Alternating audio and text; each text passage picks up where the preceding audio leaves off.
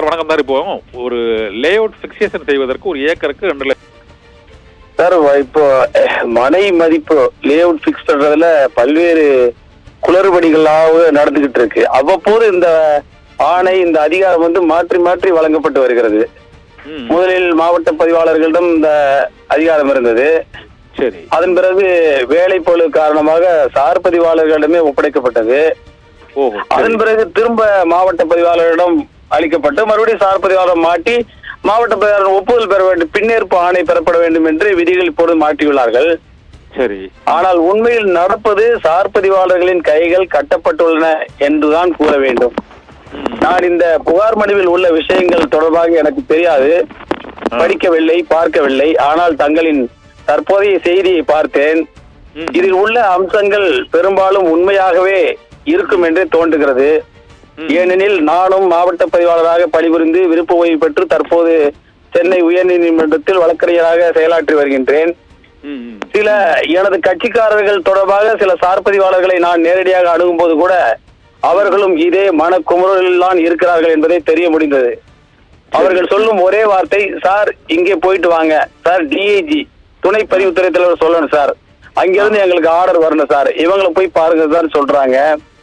இது வந்து அமைச்சரின் உதவியாளருக்கு பேரை சொல்றாங்க. பட் அது எந்த அளவுக்கு அமைச்சருக்கு தெரிஞ்சு பண்றாங்களா தெரியாம பண்றாங்களான்ற விஷயம் எனக்கு நிச்சயமா தெரியல எனக்கு.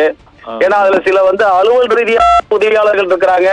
சிலர் அவங்க சார் பதிவாளர் சொல்ற பேர்லாம் பார்த்தா அலுவல் ரீதி அல்லாத, அதாவது பொலிட்டிக்கல் லெவல்ல அந்த மாதிரி வேற மாதிரி பேர்கள்லாம் உச்சரிக்கிறாங்க. அவங்க பிஏக்களா, உண்மையிலே பிஏக்களான்றது கூட நம்மளால கண்டுபிடிக்க முடியல, அதனால உறுதிப்படுத்த முடியல.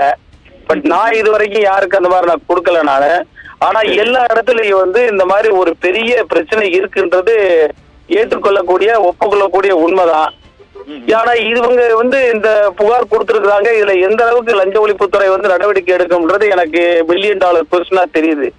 ஏன்னா நானே வந்து வெளியில வந்த வேண்டாம், ஒரு பதிவுத்துறை தலைவர், ஒரு பதிவுத்துறையில் உள்ள ஒரு உயர் அதிகாரி மேல ஒரு லஞ்ச ஒழிப்புத்துறையில் ஒரு வழக்கு தாக்கல் செய்துள்ளேன். அவர்கள் இதுவரை என்னை அழைத்து ஒரே ஒரு முறை விசாரித்தார்கள். அதற்கு மேல் அவர்கள் இதுவரை முதல் தகவல் அறிக்கை கூட போடவில்லை. இவ்வளவுக்கு அவங்க மேல வந்து ஒரு 3.5 கோடி ரூபாய் அரசுக்கு இழப்பு ஏற்படுத்தியிருக்காங்க. உச்ச அதிகாரி, பதிவுத்துறையின் உச்ச அதிகாரி. ஆனா அதெல்லாம் மூடி மறைக்கப்படுகிறது. இதுல வெறுமனே நீங்க வந்து இந்த லே அவுட்ல வந்து பிக்சேஷன்ல வெறுமனே சார் பதிவாளர்களையும் மாவட்ட பதிவாளர்களையும் துணை பதிவுத்துறை தலைவர்களை மட்டும் குறை சொல்றதில்ல, பிரயோஜனமே இல்ல, உண்மை இல்ல. அவங்களோட கைகள் கட்டப்பட்டுள்ளன. அவர்கள் அதையும் மீறி உங்கள் அழுத்தத்திற்காக, கட்சிக்காரர்கள் அழுத்தத்திற்காக, ப்ரொமோட்டர்களின் அழுத்தத்திற்காக தானாகவே தனது அதிகாரத்தை பயன்படுத்தினால் மிக வெகு தூரத்திற்கு மண்டலம் விட்டு மண்டலம் ஒரு 400 கிலோமீட்டர் அளவுக்கு உடனடியாக பணிமாறுதல் செய்யும் சூழ்நிலை தான் இங்கே இருக்கிறது.